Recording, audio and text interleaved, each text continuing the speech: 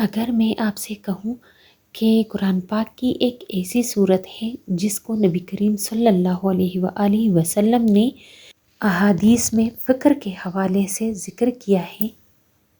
تو کیا آپ روزانہ اس کو پڑھنا شروع کریں گے؟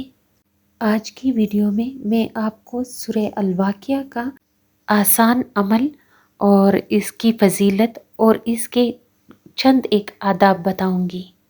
میرے ساتھ بنے رہیے اور ویڈیو کو آخر تک ضرور دیکھیے۔ بسم اللہ الرحمن الرحیم۔ السلام علیکم۔ ایک دفعہ میرے سامنے میرے ایک ریلیٹیو ہے، تو اس نے بات کی کہ مجھے تو اللہ کہیں سے بھی رزق دے دیتا ہے، کیونکہ وہ کام نہیں کرتا تھا۔ تو میں نے ایسے ہی رینڈملی ان سے پوچھا کہ بھائی آپ کیا کرتے ہو؟ تو اس نے بولا مجھے تو اللہ بس ایسے ہی بس کہیں سے بھی رزق دے دیتا ہے۔ میں نے پوچھا بھائی کیسے؟ تو وہ کہتا ہے کہ میں جب سے میں پیدا ہوا ہوں اور میں حفظ کرنے لگا تھا، تو میرے بابا نے مجھے پہلے سورہ الواقعہ حفظ کروایا۔ تو میں سوچ میں پڑ گئی۔ تو پھر میں نے اس سے پوچھا کہ مجھے پوری کہانی سناؤ۔ تو اس نے مجھے بولا کہ مجھے میرے بابا نے جب حفظ پہ بٹھایا تو اس نے پہلے جو ہمارے قاری صاحب تھے ان کو بولا کہ اس کو پہلے سورہ الواقعہ حفظ کراؤ، اور میں ڈیلی اس کو ایک مرتبہ ضرور پڑھتا ہوں، اور کبھی مجھے ایسا نہیں لگا کہ میرے جیب میں پیسے نہیں ہیں یا میرے پاس پیسے نہیں ہیں، اور الحمدللہ اس کے پاس بہت ہے، ماشاءاللہ سے اللہ ان کو نصیب کرے، ان کے پاس بہت سارا ہے۔ اور پھر میں نے ان سے پوچھا تو اس نے بولا کہ میری بہن آپ ایسا کرو، جبکہ میں رشتے میں ان کی بھابھی لگتی ہوں، تو انہوں نے بولا کہ میری بہن آپ بھی ڈیلی کا، میں آپ کو اجازت دیتا ہوں کہ آپ ڈیلی کا ایک مرتبہ سورہ الواقعہ ضرور پڑھا کرو، اور یہ مغرب کی نماز کے بعد پڑھا کرو۔ یہ فکر و فاقہ دور کرتا ہے، یہ آپ کے جیب میں پیسے ختم نہیں ہونے دے گا، دولت آپ پر برسے گی۔ آپ اگر کر سکتے ہو تو دن میں 11 مرتبہ پڑھو۔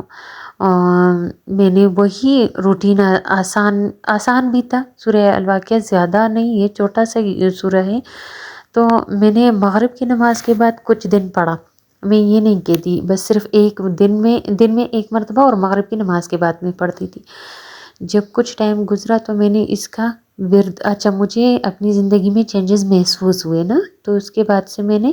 یہ کیا کہ 11 مرتبہ پڑھنا شروع کیا، اور 11 مرتبہ یا تو مغرب کی نماز کے بعد میں پڑھ لیتی تھی، یا دن میں کبھی بھی مجھے ٹائم مل جاتا تھا تو میں 11 مرتبہ ہی پڑھتی تھی۔ اس سے میرے رزق میں فراخی اتنی زیادہ ہو گئی ہے کہ میں سوچتی ہوں کہ اگر سورہ الواقعہ حضرت محمد صلی اللہ علیہ وآلہ وسلم نے احادیث میں اس کا ذکر کیا ہے کہ سورہ واقعہ آپ پر فکر و فاقہ نہیں آنے دے گا، تو ہم مسلمانوں کو یہ پہلے کیوں نہیں ملا؟ جب مجھے پہلے نہیں ملا تھا، مجھے اس بھائی نے دیا تھا، تو میں پڑھتی تھی، ایسے ہی پڑھتی تھی، رینڈملی میں پڑھتی تھی۔ لیکن ہاں، اگر کوئی حادثہ آتا تھا تو پھر ہم اس کا ختم کرتے تھے، پورا 41 ٹائم ہم اس کو پڑھتے تھے، اور پھر وہ اس پہ جو دعا کرتے تھے وہ قبول ہوتی تھی، یعنی یا اللہ ہم سے یہ حادثہ ہم پہ آیا ہوا ہے وہ ہم سے ہٹا لے، وہ حادثہ ہٹ جاتا تھا۔ اچھا، اس دوران یہ ہوا کہ جب یہ 11 مرتبہ میں نے پڑھنا شروع کیا تو اس سے میرے حادثے بھی کم ہوئے، میرے جو زندگی میں مسائل چل رہے تھے وہ بھی ختم ہونے لگے۔ اچھا، اور جو دولت کے آنے کا وہ سسٹم بنا وہ الگ سے ہی بنا۔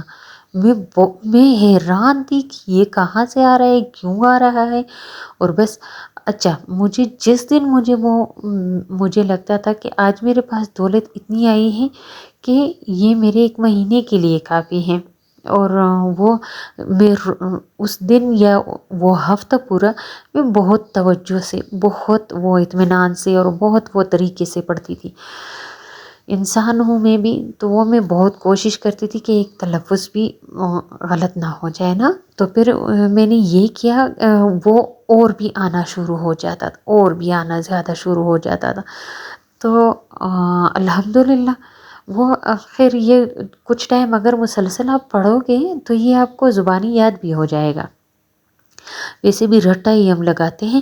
تو رٹا لگا کر وہ زبانی ہمیں یاد بھی ہو جاتا ہے۔ تو ابھی دن میں 11 مرتبہ میں پڑھ لیتی ہوں،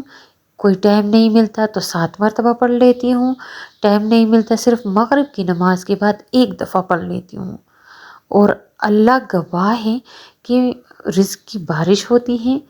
اللہ گواہ ہے کہ دولت آپ پہ برسنے لگتی ہے، اتنا آتا ہے آپ کے پاس کہ آپ حیران ہوتے ہو کہ اس کا وسیلہ کہاں سے بنا، کدھر سے آیا۔ میں آپ کو بتا رہی ہوں کہ میرا وہ بھائی جو ہے وہ کہتا ہے کہ میں کوئی کام شام نہیں کرتا بہن، لیکن میں سورہ واقعہ ضرور پڑھتا ہوں، اور وہ حافظ قرآن بھی ہے، اور سورہ واقعہ تو اس نے سب سے پہلے حفظ کیا تھا۔ تو اس نے